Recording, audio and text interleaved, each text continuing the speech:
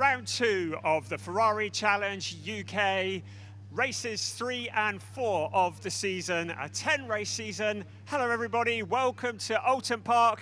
Hey, the sun has come out, which is fantastic news because so far today we've had nothing but rain. We've had 2 free practice sessions and all of the drivers have been struggling with wet weather tyres, trying hard to keep the car on what is a tricky track. It's a very old school circuit here at Oulton Park, and it's taken every little bit of skill that the drivers have to keep the cars on the tarmac.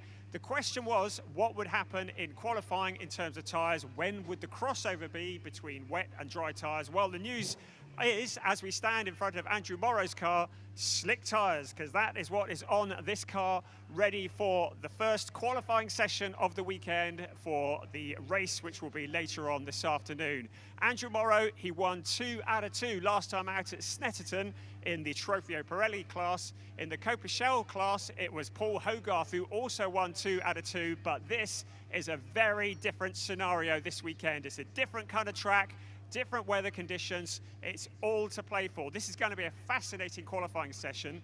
The track, it's dry out here on the pit straight. You can see that it's dry, but elsewhere on the circuit, not necessarily so, especially maybe in the shade of the trees. There may be puddles. So it could be that this qualifying session is going to get faster and faster, and as we get to 0 time in this 30-minute session, that is when we're likely to see the best times. So I'm going to hand you over to our commentary crew today, and it is Adam Weller and also Mark Merrill in the commentary studio. They're going to bring you all the qualifying coverage here from Oulton Park. Thank you, Brian. Yeah, so as you can see, blue skies above Oulton Park for the qualifying for what is the second weekend of racing here. So we're on the international circuit. It is the first of 2 qualifying sessions that we'll have over the course of this weekend for the Ferrari Challenge Trofeo Pirelli UK. 30 minutes qualifying will set the grid for their 30-minute race later on over the course of this afternoon. And we will also see that repeated tomorrow as well, a 30-minute qualifying session, which will set the grid for the 4th race of the season. So we're with the track dry and also the sunshine out. Let's just have a quick look at the way that the 2023 calendar for the Trofeo Pirelli UK starts. We started at Snetterton over the course of April, and then for this weekend, of course, we moved to Oulton Park in Cheshire. Then it's on to Brands Hatch before we then head to Silverstone, and the championship season will finish abroad in Belgium, Spa-Francorchamps, at the final championship of the season. So that's the way that the calendar looks, and as we look towards this qualifying session, we ought to do is just look back at what happened last time out when we had the opening rounds of the Ferrari Challenge UK at Snetterton in Norfolk.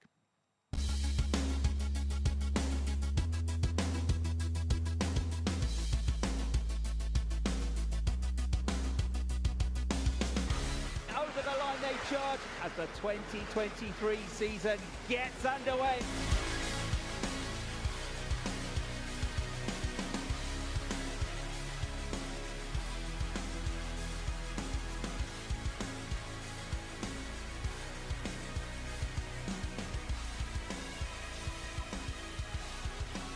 Side by side, last of the late breakers, and Carl Cavers goes through. Checker flag in the wind, goes to Morrow.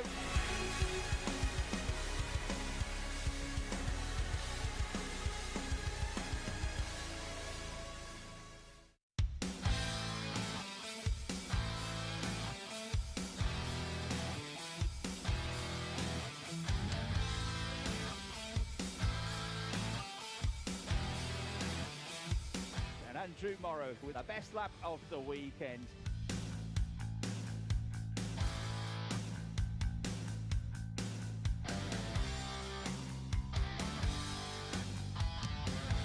Terrific move from Paul Simerson.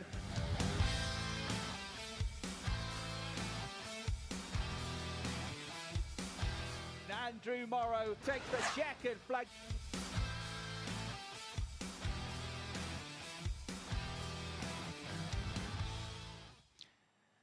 So there's the highlights from Snetterton. Double wins for Andrew Morrow in the Trofeo Pirelli and a double win in Coppa for Paul Hogarth. So the cars very shortly will now be starting to work their way out onto the circuit. Adam Weller joins me up in the commentary box. Adam, stark contrast to the conditions that we saw for free practice 1 and free practice 2. Sun is out, beautifully dry circuit. Might be damp in places though, as we've heard.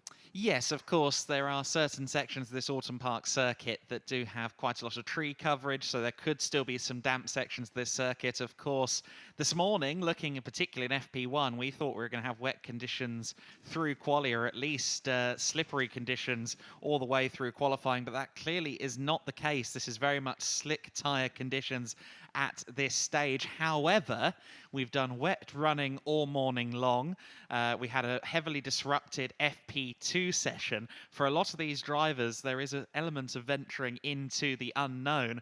I think that this qualifying session, even though we are now in dry conditions, will throw up its fair share of surprises. Yeah, and I think, you know, as the circuit starts to dry up ever more, so any damp parts will disappear. As the circuit starts to rubber up more, because, of course, in the wet conditions, we're not laying rubber down onto the racing line, so the Pirellis will now start to lay a little bit of rubber down as well. And, of course, as the drivers get used to what is now a dry Oulton Park, I think the most important lap that they're going to have is going to be their very last lap. And it wouldn't surprise me if it's one of those sessions almost, Adam, where almost the last car to take the checkered flag might be the one that sets the fastest time. Yeah, we often do see that, don't we, in a qualifying session after wet conditions previous to that. I 100% agree with you. We have had some customer activity while the circuit has been drying that may have given an iota of rubber, but yes, this is very much a clean slate, a clean track, and it's going to rubber in over the course of the half hour.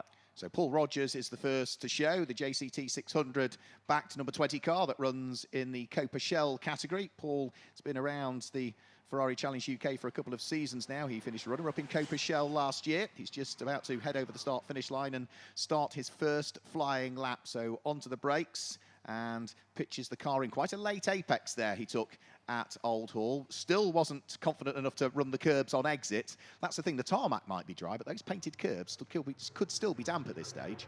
Yes, I'd say they will be more than a little bit treacherous of Paul Rogers. He'll have done a few laps at this point of the Oulton Park circuit. As you said, he's been racing Ferraris since 2020, I believe, his first season in the Ferrari Challenge UK. Of course, the second season overall for the championship, which started back in 2019. And just getting a feel for the situation at the moment. Of course, Paul didn't get a particularly lengthy showing at Snetterton. He was one of a few drivers involved in quite a big shunt and didn't get all of the mileage he'd have liked at Snetterton, didn't get the points he would have liked at Snetterton, more importantly. And he'll be looking to make amends here at Oulton. Yeah, a few more cars venturing out. Peter Hunter is out on circuit. Jonathan Satchel is also now out on track as well. So the 82 car of Peter Hunter, Stratstone Manchester backed car, turning its way through Island Bend. And there is Jonathan Satchel behind him on circuit. But the first of the cars that's going to chalk up a time is going to be Paul Rogers. So through the Britain chicane goes Jonathan Satchel now. The sun glinting off the cars beautifully. And for Jonathan Satchel in the HRO a dealer team car. He runs in Coppa Shell. He is also on his outlap. We've also got H. Sickins now, has also gone out onto an outlap as well, and that's the car that was fastest in the rather wet free practice 1. And H. Sickins was quick also, having finished on the podium in both of the races that we had at Snetterton. Second in the first race, third in the second. So over the start-finish line, first lap time comes in, 1 minute 46.172, 146.172, and that just goes to show how much the conditions have dried, because instantly, first car out, already way ahead of the fastest time that we've had in the damp conditions, understandably. Yeah, and there's a few more seconds to find on that lap time as well, definitely. It's only going to come down as the session goes on. We're yet to see many of our Trofeo Pirelli drivers out there on circuit. H. Sickins, the only Trofeo Pirelli entrant to have made his way onto the circuit thus far, and is yet to set a competitive time. So through and over the start-finish line comes Peter Hunter.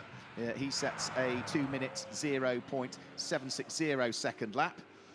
So Jonathan Satchel's time, not as yet, has come up, still showing he's on his outlap, but I think he's already completed one. So those two cars chasing each other around as they head down in towards Cascades.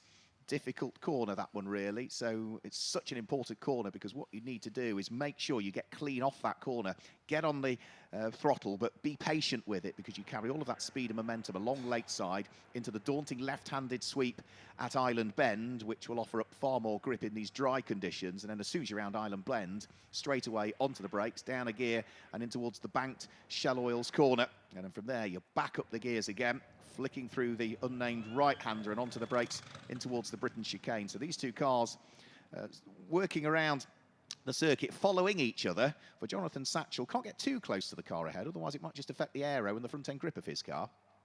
Yeah, could definitely affect it somewhat, couldn't it? And you do want to try and find a little bit of track space if you possibly can. But also, of course, there is the element of just picking the brains of maybe some of the more experienced drivers, although of the two, Satchell is, I believe, slightly more experienced than Hunter.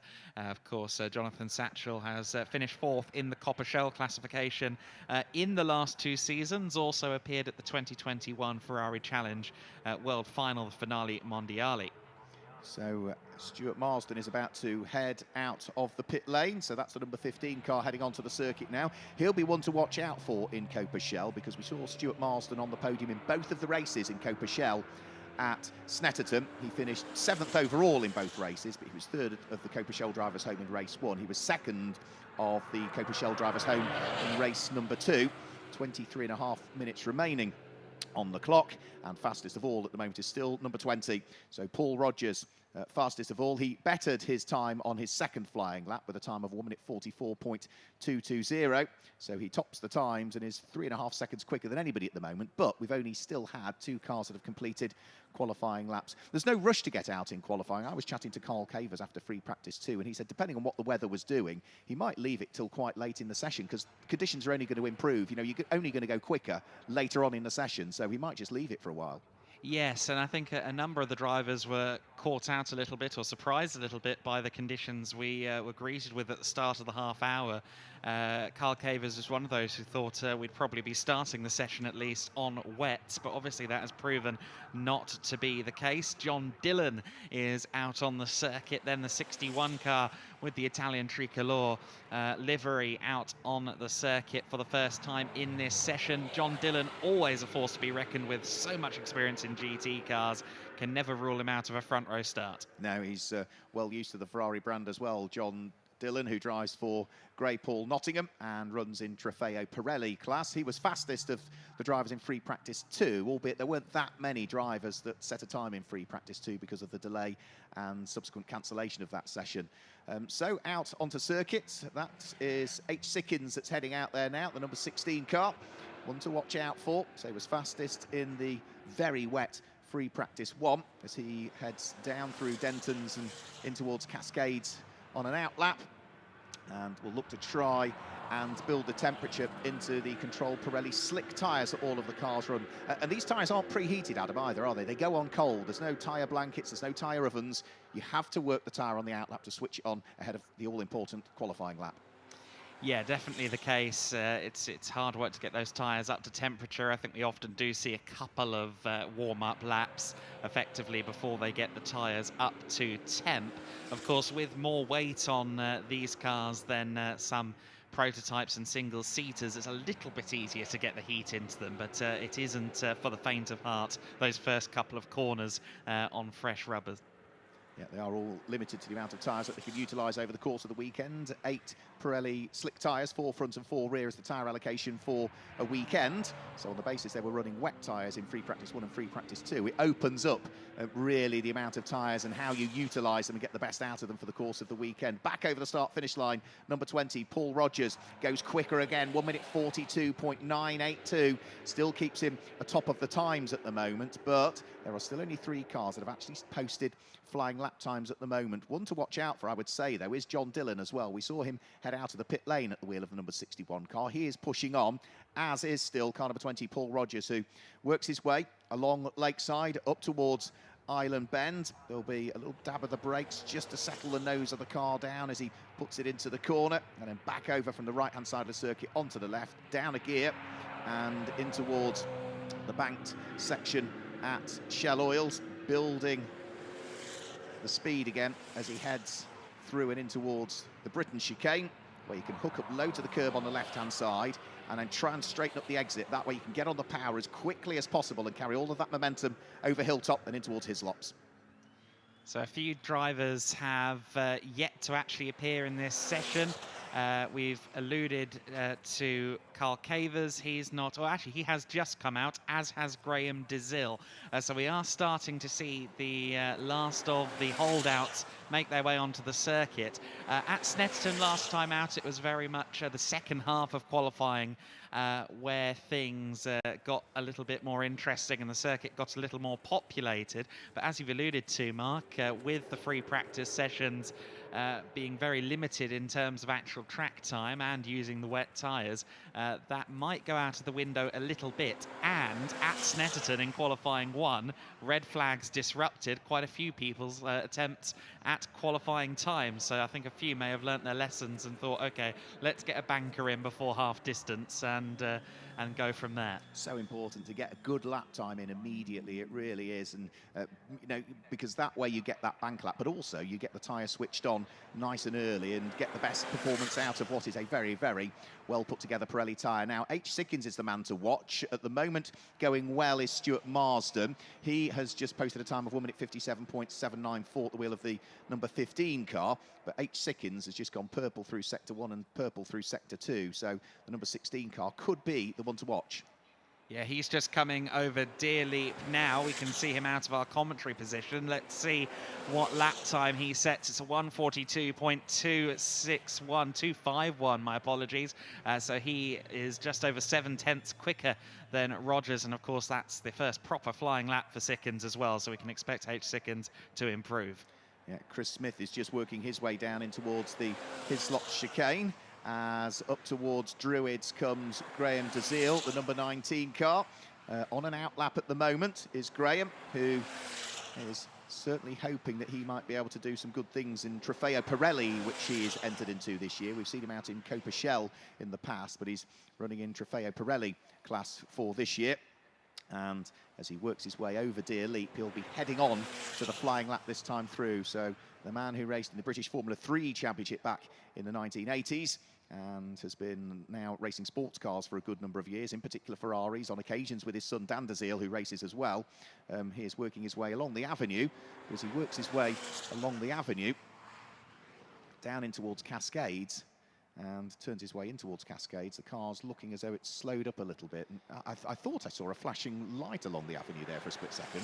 I think there was a momentary yellow, but back to green flag on the timing screens. DeZille, I think, still just embedding the tyres. I've got a little bit of a selected list here of some of the drivers that he raced against in Formula 3 during his stint racing in the mid-1980s. John Lacey, Damon Hill, Martin Donnelly, Julian Bailey, Cor Oyser, Anthony Reid, Johnny Herbert, Andy Wallace, Roland Ratzenberger, Peter Cox, to name but a few. He was really in amongst it there in those. That's a competitive grid, It's a halcyon era, isn't it, of Formula 3 racing, as the entire 1980s were. So got some great stories. And of course, you mentioned John Lacey there, who went on to win Grand Prix with Ferrari as well. Of course, yeah. Absolutely. He won at Imola, wasn't it? Almost, no, Monza. Canada. Monza. Was it? I thought it was Canada. I thought Monza just after Enzo had died, wasn't it? I think, in front of the Tifosi. So Julian Dye pressing on this lap. So the number 66 car is looking to try and post its second flying lap at the moment. The first lap that he posted was a 1 minute 47.699. That will put him 6th in Coppa Shell, 9th quickest overall at the moment. John Dillon has gone to the top of the times in the meantime, the number 61 car, with a 1 minute 51.857. H. Sickins has dropped to second, but has just gone purple through the first sector. So he is on for a quick lap, as we see on our screens. Chris Smith just about to come over Deer Leap and see whether he can improve on what is 10th position this time through. Flashes his way over the start-finish line and improves well and truly. Climbs 5 places there. 1 minute 43.943 for the number 69 car as it turns its way into and out of Oulton corner. That puts him 5th, but it puts him 2nd in Coppa Shell. Yeah, I think that will be primary focus for Smith, who comes into this weekend joint 4th in the Coppa Shell standings. Joint 4th with Paul Simerson. Simerson, who dropped places and lost a few positions at the very end of race 2 at Snetterton. He'll be looking to bounce back from that one. Chris Smith showed some good pace in the slightly truncated FP2 session. Of course, he, like everyone else, is in dry conditions for the first time today in this quali session. and I'm sure Smith will be somewhere up there at the sharp end of Coppa Shell at the end of this session. Carl Cavers sitting patiently in the pit lane. He said he might do this. He has done 2 laps so far, but each one has been an out lap that's turned into an in lap at the same time. So he's done 2 exploratory laps to understand what the circuit is doing, and is clearly just suggesting maybe a slight adjustment to tyre pressures on that car. A little work going on the front right-hand corner, just to make sure that the tyre is seated correctly, and they've adjusted the pressures as they need to.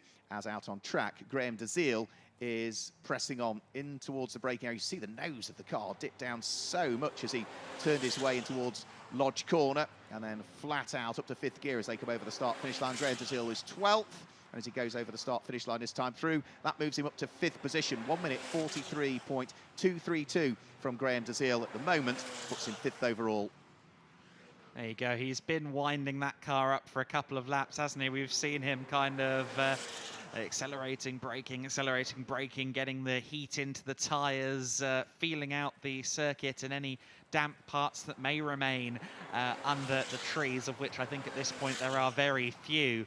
And Dezeal starting to work his way up. Quite a few drivers have just improved out there on circuit as well. Simerson and Hogarth in the Coppa Shell category. They've just gone 4th and 5th fastest respectively out there on circuit. I think everyone is just starting to show their hand. Yep, they are. So Carl Cavers has just exited the pit lane now as well, so he's venturing out for what I suspect will be the first opportunity to post a flying lap from him, whereas Graham Dezeal at the moment is just working his way over Hilltop and in towards the braking area for the Hislop chicane. The brake lights come on, you can see him pitch the car in towards the right-hander, then the left-hander, get the car back to the left-hand side and then pick up the throttle. You've got to be patient with it coming out of Knickerbrook, but also pick it up as early as you possibly can, because you carry all of that momentum through and up Clay Hill and round past Water Tower and in towards the daunting braking area for Druids, where it's a double apex corner, and in these dry conditions, probably grab both apexes, let the car run a little bit wide out over the curb, but be conscious the curb might still be wet,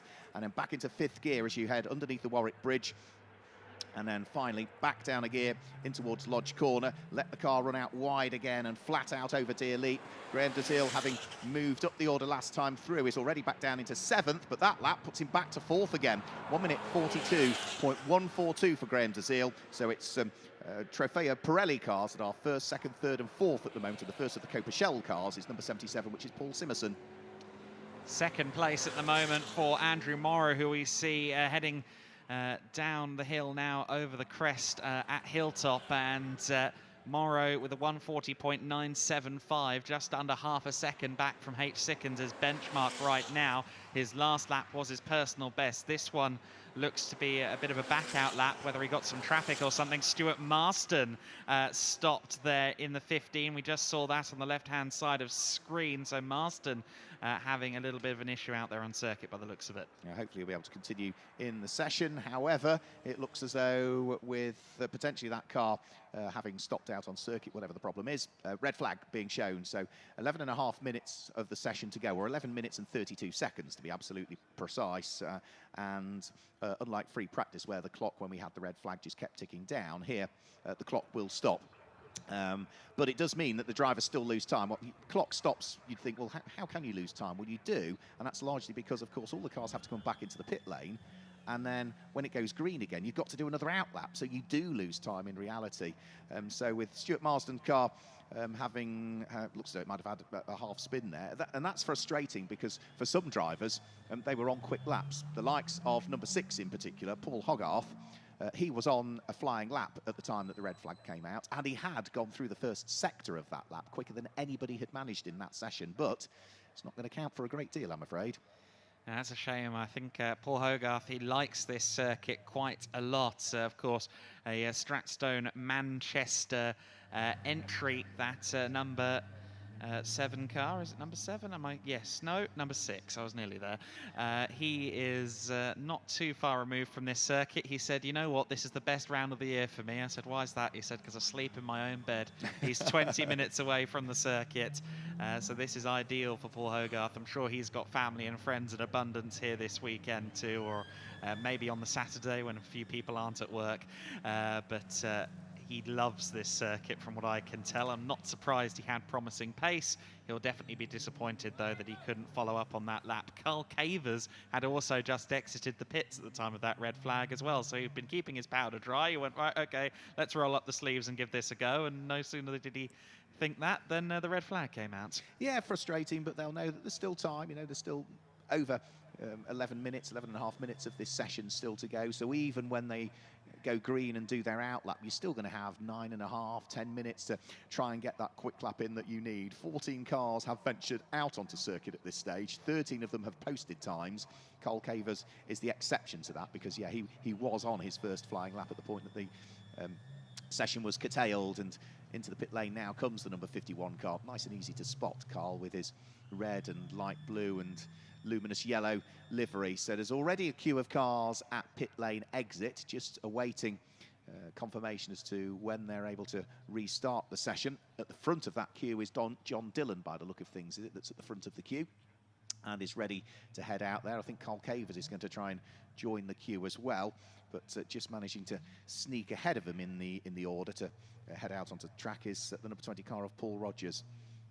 As for Stuart Marsden, well, he's out of the car, and I think just awaiting the circuit team to come and assist him to get the car back into the pit lane so the team can have a look at it, and hopefully we can see him back into the rest of the qualifying session. Yes, hopefully so. They'll do their best to get the Liquid Leisure Racing entry, or the Liquid Leisure Racing liveried car back out there. Of course, he is one of the representatives of Maranello's sales team here in the category. There is, of course, a team championship in addition to the Trofeo, Pirelli and Coppa Shell driver categorizations.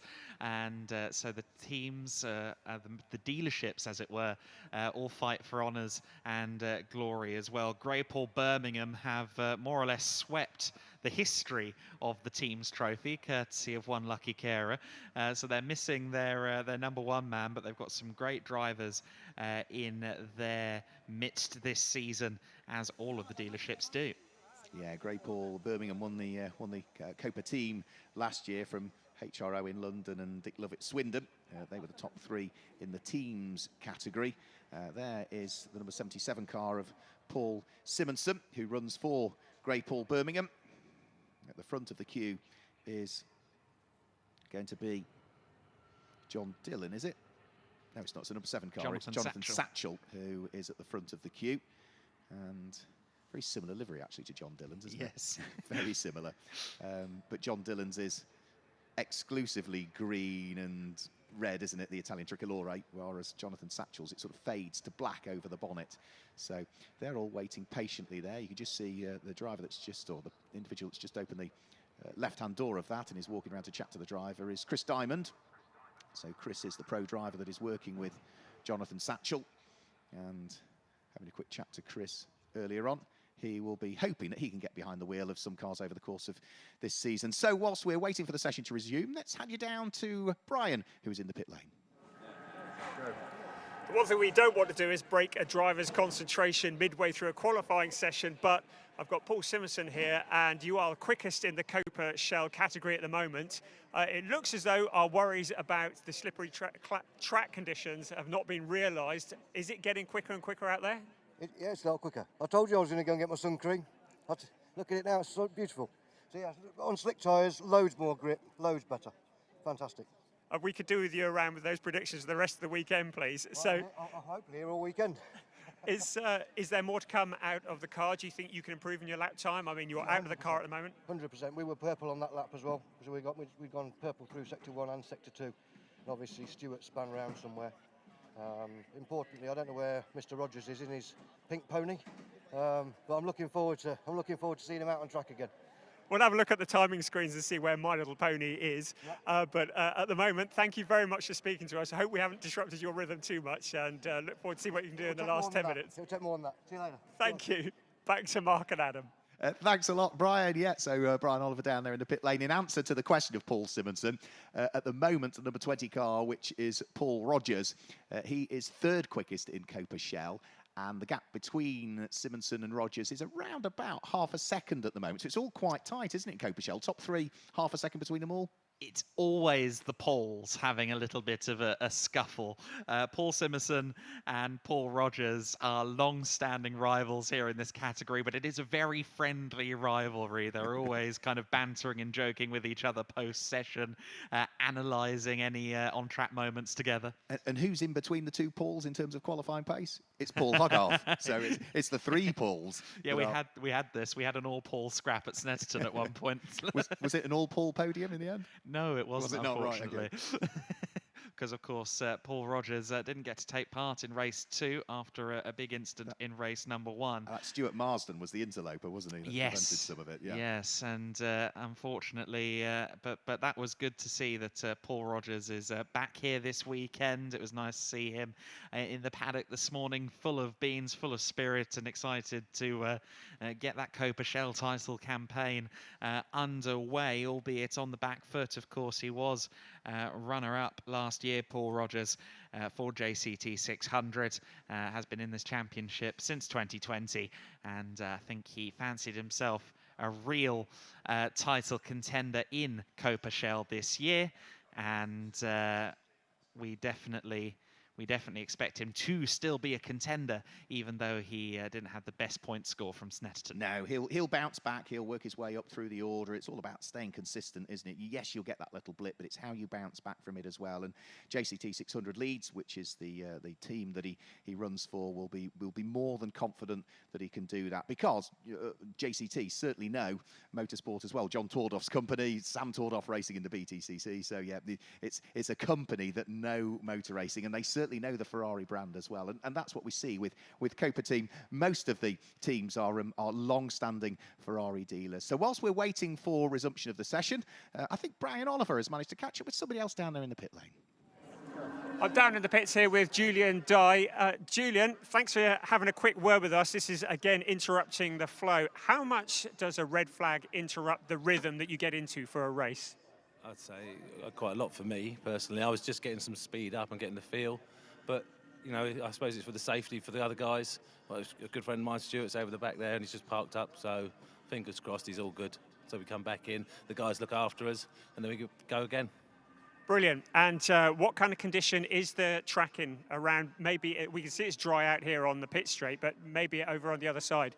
Yeah, round here it's nice, but I think when you get up to Druids, it's still a little bit wet underneath the trees. So you just got to be a bit careful, a little bit greasy. But we're on new tyres, so we've had to bed the new tyres in, take all the slick off them. So yeah, so as soon as you go out, it was very slippy, but now it's drying out, and the more cars get out, the more rubber's on the track, and the better it feels for us. So a lot more speed to come then? Hopefully, yeah. I need to push myself up the grid. So yeah, that's the whole idea. Hopefully, as soon as it's clear, we'll get out and push it on. Brilliant. Thank you very much. Back to the commentators. Thanks a lot. Yeah, good to hear from Julian Dye there, running in Coppa Shell for Maranello Sales. And he makes a very valid point there again. You know, it looks bone dry, the side that we are, but of course, you know, you do have that element where the trees overhang here at Oulton Park. And because now the trees have got all their leaves on, it just takes a while for the bits that are in the shade to dry off. And ever more so at the likes of the exit of Druids. You know, Druids is a daunting corner to start with, but as you come round there, not only have you got the dampness to deal with, but on exit of the corner, the circuit drops away very slightly on exit of the corner, and you've got that painted curb surface. You know, you still need to be really careful that you stay within the confines of the circuit, and all of the time, look at how the circuit evolves, because just as it's like that on one lap, it's not going to be like that on 2 or 3 laps' time as the temperatures build. No, exactly. The crests of hills, the curbs, it's still going to be treacherous going for the next little while. And I believe we are momentarily going to go to an onboard lap from when it was wet earlier on. So we're going to get a look at a wet lap of the circuit now. Yeah, let's just have a quick look. Wet lap of the circuit. So over the start-finish line, 5th gear, brake, turn in towards Old Hall Corner. You go down to 4th, but miss the apex in the wet, then start to build the speed flat out along the avenue in towards Denton's. But as you come down in towards Cascades, the circuit drops away. It's an early, but it's a soft brake through Cascades. Down to 4th, stay wide, don't necessarily pick up the exit, and make sure you get a good run as you come along Lakeside. Stay off that exit curb, flat out, up to 6th. Down the straight before you head up towards Island Bend, and again a soft brake for Island Bend, but be patient on the throttle on exit, and as soon as you come out of Island Bend, you're almost immediately up towards Shell Oil's corner. That comes up quickly. Shell Oil's down to 3rd. try and triangulate the corner to get a good run out of that corner and up towards Britain's. So you'll back up through the gearbox again, up to 5th gear as you flick your way in towards Britain's, onto the brakes, down from 5th, down to 3rd, pick up some of the curb to make sure you get a good launch and straighten up the exit as you then start to come over Hilltop, flat out over Hilltop, all the way down, and then as you come over Hilltop, you'll be into the heavy braking area for what is Hislop. So from Hislop, you'll be 5th, down into 3rd, slow in, but be fast as you can on the way out, but also be patient on the throttle. So through this section here, wait, pick up the throttle, and then get a good exit out of this, because you'll carry all of that exit speed all the way up to Druid. So you back up through the gearbox up to 5th place as you crest Clay Hill in towards Water Tower, the little left-hand kink, and then in the wet, you're down to 3rd, and try and miss that first apex, pick up the 2nd, avoid the exit curb on the exit of Druids, back up into 5th gear as you go underneath the Warwick Bridge, and as you come up towards Lodge, even in the wet, it's quite a late break in towards Lodge. Be patient on turn-in, wait, and then nail the throttle on the exit. Try and counter any oversteer up to 5th gear, over the start-finish line, and that is a lap in wet conditions of Oulton Park. But you can see how much conditions have improved from that wet onboard lap to what is the dry section now that we see. So, having looked at what the circuit conditions were like in free practice, let's go back down to the pit lane and Brian Oliver. I'm with Fulvio Musi, the driver coach for Paul Hogarth. It looked like he was winding himself up to put in a pretty good lap just as the red came out. Yeah, we never seem to have any luck with qualifying. It doesn't matter what strategy we take, it always seems to backfire. But Paul's on a really good lap there. We went P2, we're a 10th away from Simerson in pole. His in lap there, or the first sector of that red flag lap, was purple sector. He was about 4/10ths up. So in theory, we have the pace. We've just got to hope now that this red flag clears and we can get back out and do the business. So we've got about 10 minutes left of the qualifying session. Does it take a while for Paul to get back up to speed, to get back in the rhythm, to be able to get back up to that kind of time again? Yeah, Paul's really good at getting straight back on it. You need to get a little bit of temperature back into tyres, back into the brakes. With new tyres, it's very important to bring them in at the right sort of pace. Paul did that, built up, wound up, and was about ready to punch it, and yeah, the red flag came out. So in answer to your question, no, we should be able to do the outlap and then push right away. So the key for me is going to be finding good space on track so we don't then have traffic as well. Brilliant stuff. Well, Paul, he's won 2 out of 2 in the Coppa Shell category so far this year, wanting to make it 3 this afternoon. Doing all the right things for it, so good luck to you and to him this afternoon. Okay, back to Mark and Adam. Thanks a lot. Yeah, good to catch up with Fulvio Musi. He has always been a quick peddler in his time as Fulvio Musi, but of course now is one of the many faces that we see as these professional drivers are coaching their drivers that are out there in the Ferrari Challenge UK. So the car that is on track is just in the process of being recovered. There's just a little bit of tidying up that just needs doing. So I think we're maybe 3 or 4 minutes away from getting the resumption of the session underway. The one good thing is that where the car stopped out on circuit, it's not far for the breakdown truck then just to get out of harm's way. It doesn't have to come all the way back around to the pit lane. It can use some of the inner roads, can't it, to move out of harm's way. But brilliant job, as ever, by the marshals to clear it up and get the session restarted in what we're hearing is, to be confirmed, 6 minutes' time. Yeah, and I think just to circle back to what you were saying there about our driver coaches, I think it's so admirable. It's a different skill set. It's one thing being able to be a professional racing driver, go out there in any car, be quick. It's quite another to actually impart the information required to help other people go quickly. It's a different skill set. Not everyone who's fast in a race car can do that, but obviously our crack team of coaches down there in the pit lane, second to none when it comes to imparting their knowledge onto our drivers here. Absolutely, and also, you know, it's the person that they're working with. You've got to have that correct dynamic between the two of you, and we do see, you know, a lot of the drivers when they meet a pro where they just work together well. They stick with them for many years, And certainly some of those drivers there have a huge amount of experience and a very good reputation for driver coaching, as well as being quick drivers in their own right. So it looks as though there is action aplenty about to start again, because car engines are starting in the pit lane. The doors that were open are now being closed, and I think we're going to get the session underway very shortly. It's still suggesting there might be 5 minutes before the session restarts, but I think all of the vehicles that were out there on circuit that were just sorting out what aspects needed sorting out down there at the exit of Hislops and the entrance in towards Knickerbrook have all now, I think, gone behind the barriers. So I think what we can do is, before we get the session underway, because they'll all be going out onto an outlap, let's go back down to Brian in the pit lane. Faisal Al-Faisal here in the pit lane. We're getting ready for the restart. So, Faisal, how difficult is it to find space on a circuit that's not a massive circuit, to find space to put in a competitive time? Well, I think it's the difficulty in finding space to overpass during the race, overtakes, and that's why in a track like this, it's more important to get a good time on the qualifying session. But we can see the cars queued up at the end of the pit lane now, so actually finding space in the qualifying session as well to be able to put in that quick lap, is that critical here? No, I think it's just managing the pace and finding a gap in between all these cars, and I hope that everybody else is going to be watching out for cars coming doing hot laps behind them. Brilliant, absolutely. Well, let's hope we can get back to green flag fairly soon. Good luck for the last bit of qualifying. Thank you for your time. Okay, back to Mark and Adam again. Thanks a lot. Yeah, so Faisal Al-Faisal driving for HROM and is running in the Trofeo Pirelli category, for which he finished 6th in the Trofeo Pirelli over the course of last year, Faisal Al-Faisal. So he makes, again, a very valid point. Oulton Park is a challenging circuit. It's a narrow circuit. It's not easy to overtake in these very rapid GT cars with some of the aerodynamics that they have. So if it's not easy to overtake, you've got to get that good qualifying lap in, get the best out. When the conditions are changeable, and they're now looking as though they're pretty ideal, when the tyres are brand new, make sure you get some space on track, nail the lap, and get that good grid position for later on today.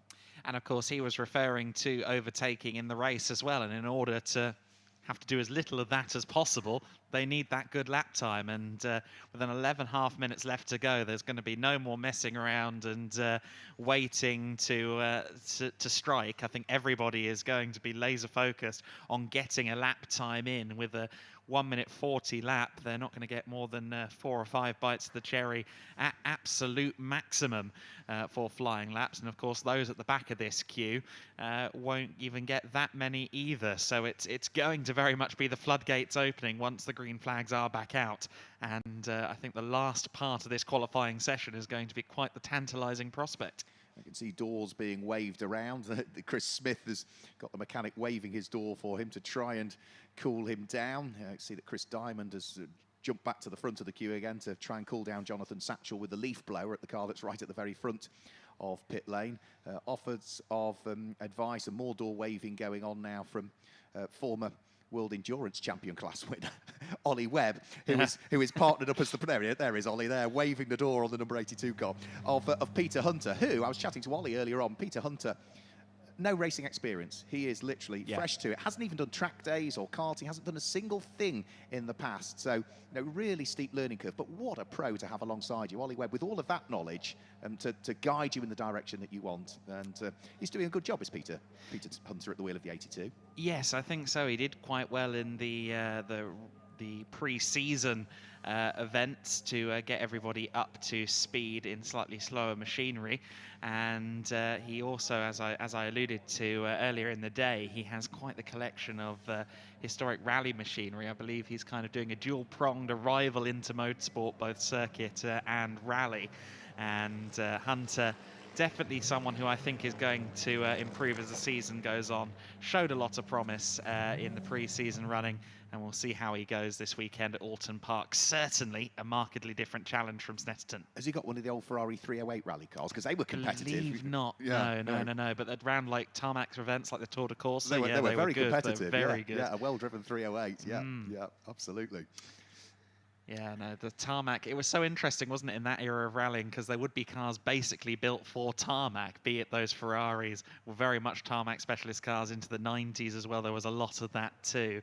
Oulton Park is almost like a slightly widened rally stage at points, isn't it? It is, yeah, very much so, very much so. And also in that period as well, you know, whilst we'd got other brands within the group, and there were other cars that utilised Ferrari engines in the back of them. So yeah, it was a really intriguing period of history. But back to circuit racing, we are hopefully just a matter of seconds away. There we go, green flag is waved. So Jonathan Satchel for HR Owen makes his way back out onto circuit, being followed by Paul Rogers. And then, as you can see, the rest of the cars that were all queuing up there, making their way out onto track. The last few cars still stationary in the pit lane, but slowly Paul Simonson makes his way out, and then I should think we'll get H. Sickins out before too much longer. Graham DeZiel needs to come out. Paul Hogarth, who was on that quick lap, will head out onto circuit. So now's the time. You've got to get on with it. If you're not happy that you got a quick time in, or you know that there's a load more time to be had out there, which I think for all of the drivers there is, as they learn this dry Oulton Park circuit after the wet sessions earlier on, I think this will be a busy final 10 minutes of the qualifying session. It definitely will be. Faisal Al-Faisal just getting ready and getting the car out there onto the circuit now. He's waited for a little bit of track space. That could be wise. It may end up being at the expense of one flying lap at the end of the session, but track space imperative as we go into this very busy final part of the session. Yep, so just to confirm then, at the point that we got the session restarted, fastest was number 16, which was H. Sickins. Second quickest was number 4, which was Andrew Morrow. Third quickest was 61, John Dillon. Fourth was 19, Graham DeZiel. All of those cars running Trofeo Pirelli. The first of the Coppa Shell cars was in 5th place, number 77, Paul Simonson. 6th was number 6, which is Paul Hogarth, but he was on a quick lap and had gone purple through the first sector when we had to curtail the session. 7th was at number 20, which was Paul Rogers. 8th was 76, Faisal Al-Faisal. 9th was 69, which was Chris Smith. And wrapping up the top 10 was the car that is first out for this restart, which is number 7, Jonathan Satchel. So Jonathan Satchel heads over the start-finish line, headlamps on. Clear track ahead of him as he heads in towards Old Hall Corner, and the good thing is he's got plenty of clear tarmac to accelerate into, so you know, we still might need another lap to build the temperatures back into the Pirelli tyres, but most of the drivers now will have a rough idea what the track is doing, and if anything it will only have improved with that slight delay in the session as it dries ever more in the sunshine and the ambient temperature increasing.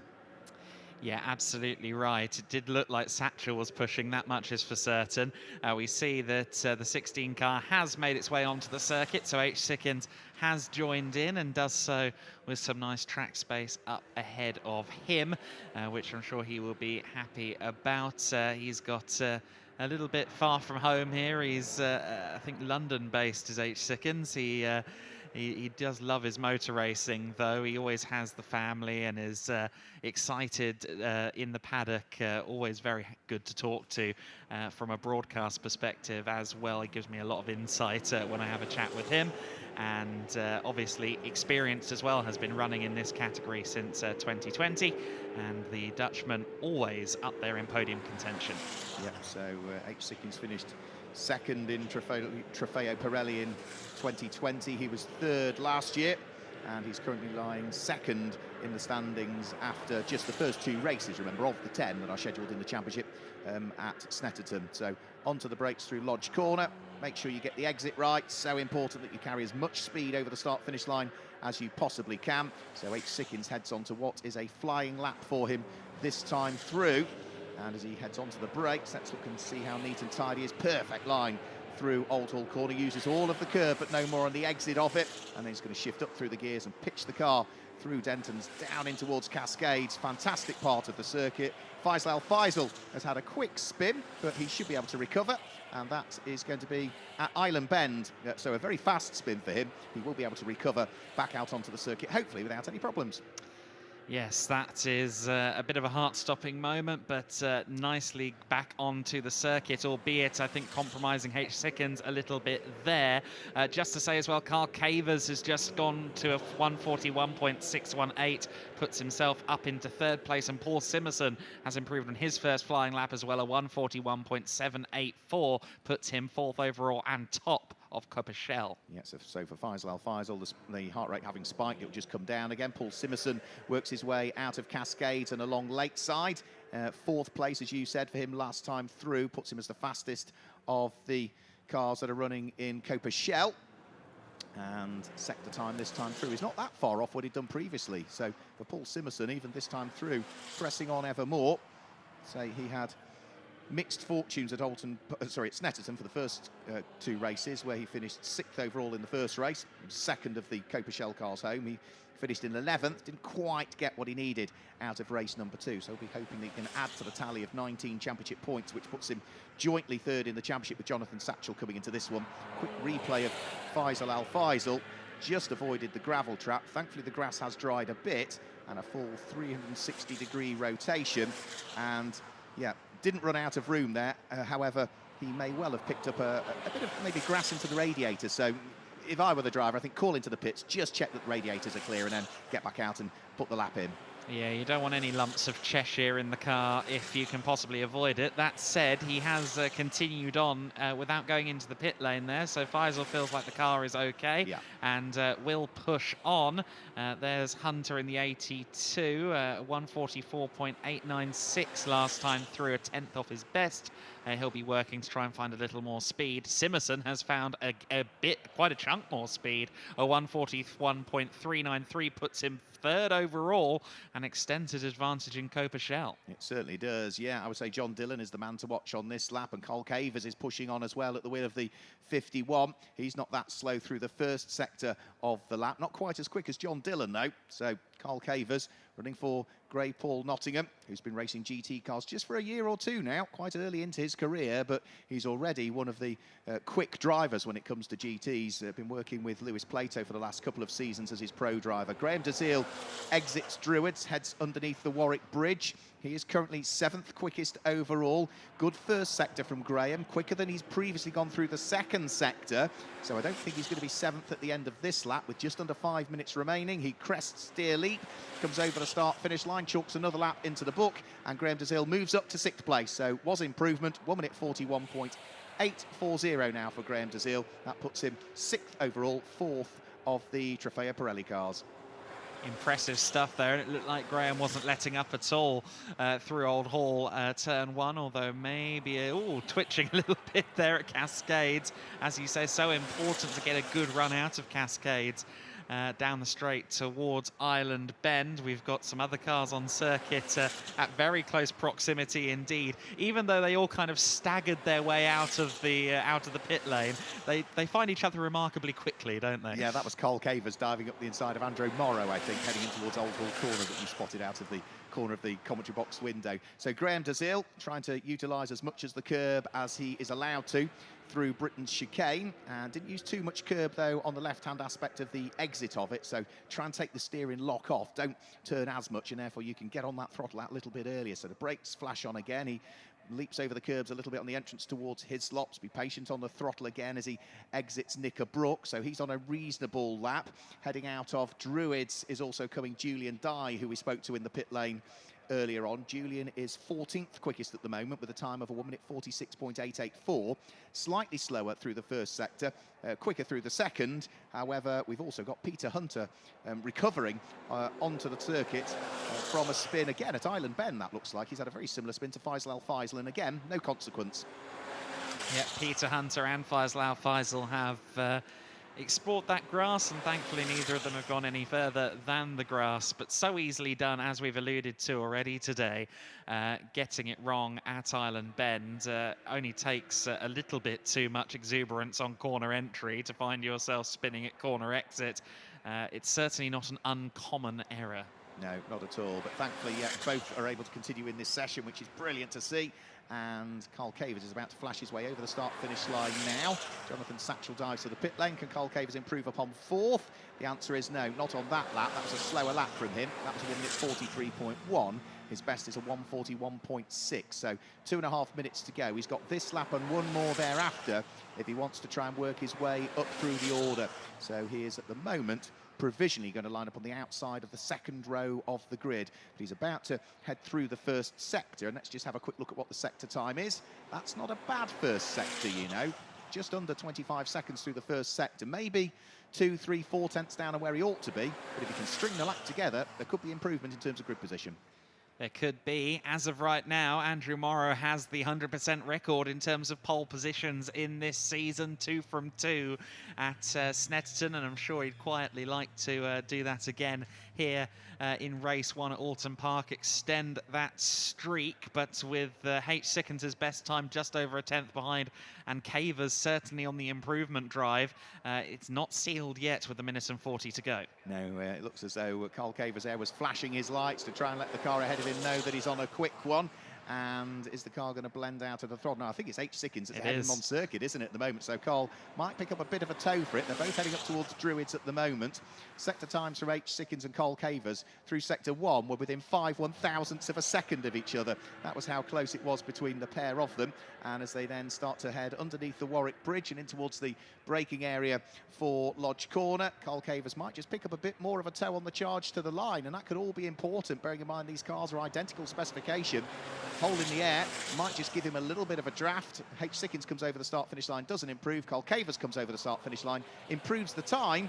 Can't improve the position, though. He is 9/1000ths of a second shy of the time of leading Coppa Shell driver, number 77, Paul Simerson. So by the skin of his teeth, Simerson hangs on to third. I think that's a sign of what could have been more than anything for Cavers, because he was a bit compromised heading toward Druids, and I think he lifted out of the throttle even to give himself a bit more time for, or a bit more track space for the lap that followed. We see there Graham Dezil out of the number 19 car, so Dezil feels he's done all he can do in a provisional 6th place at the moment.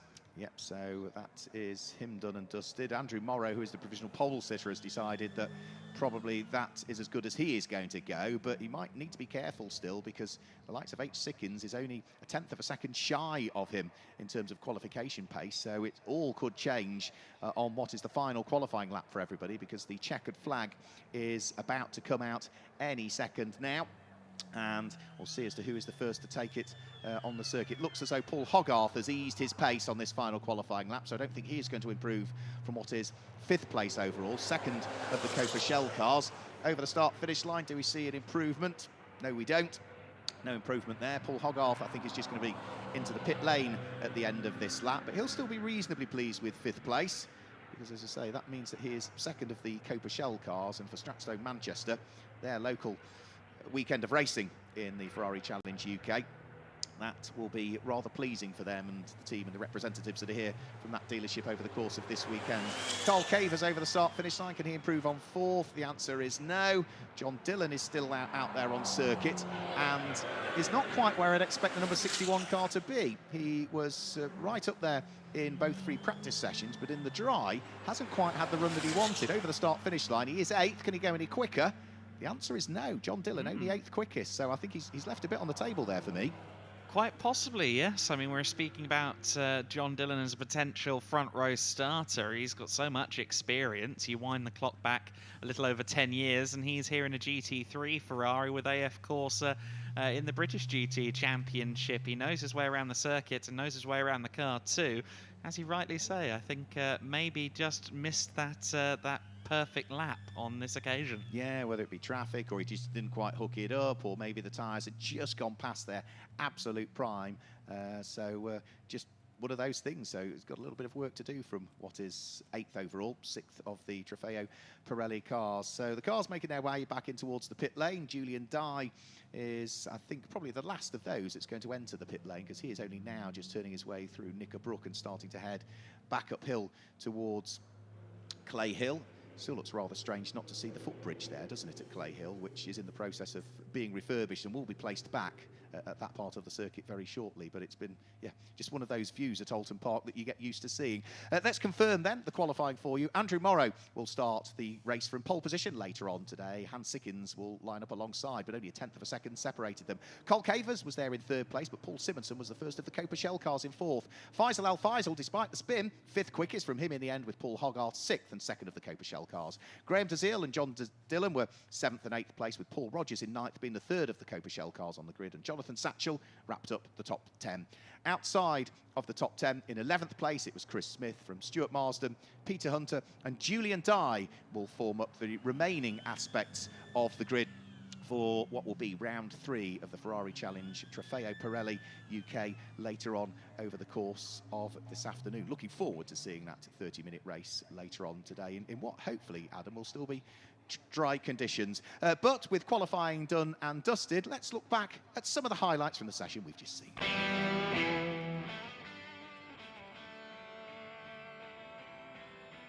Of the commentary, early stage of the session, we saw some of the cars head out to make it a reasonably quiet circuit. Others started to enter later on. Andrew Morrow was always going to be one to watch for, as was Stuart Marsden, who stopped out on circuit and unfortunately couldn't continue in the rest of the session. There was good lap times put in by Paul Rogers in the early stages. H. Sickins, also at the wheel of the 16 car, took the opportunity to try and go to pole, but there was a brief halt in the session as a red flag. When the session got back underway, Faisal Al Faisal had a spin, and Cole Cavers, who hadn't set a lap, tried to get back in and hoist his way up through the order. No one single car looked to dominate over the course of what was a busy session, and as the circuit continually evolved, as ever, as in motorsport, the cream would always rise to the top. The number 6 car of Paul Hogarth was on a quick lap when the session was curtailed, but he would ultimately put that right and go 6th quickest overall in what was a busy qualifying session here at Oulton Park. So that's the highlights of the qualifying. Looking forward to getting the racing underway a little bit later on over the course of this afternoon. And for Brian Oliver, who's down there in the pit lane, Brian, lots to look forward to later on today. Andrew Morrow, it feels like you've been flying somewhat under the radar this weekend so far. A bit of a stealth operation, and then suddenly you spring up in the latter part of qualifying, and it is your 3rd pole position in 3 races. Yeah, I'm absolutely delighted. It's been a great start to the year. This morning, not so good. The rain, P1, and then P2 was red flag, so it was tough to get track time, but thankfully managed to go out. Track felt good and got the lap in, so absolutely delighted. And with all the stopping and starting, was it hard to stay in that rhythm, or were you able to just get back into the groove fairly quickly? After the red flag, it was tough to find a gap. Was in behind Carl, just in between him and John. Couldn't really get into my own groove, so it's frustrating, but no, thankfully it all came together and we're P1 for the race, so we'll build from there. And it's a very different kind of circuit to Snetterton last time out, so you think you can do it from pole position? We'll be giving it a good go. It's a tough track, there's a lot happening, very, very complicated, but no, I like it here, so we'll see how it goes.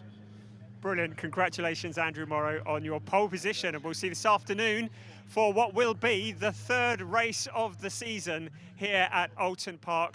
Make sure you join us. It'll be 3 p.m. this afternoon. Don't miss it. We'll see you then. Bye-bye.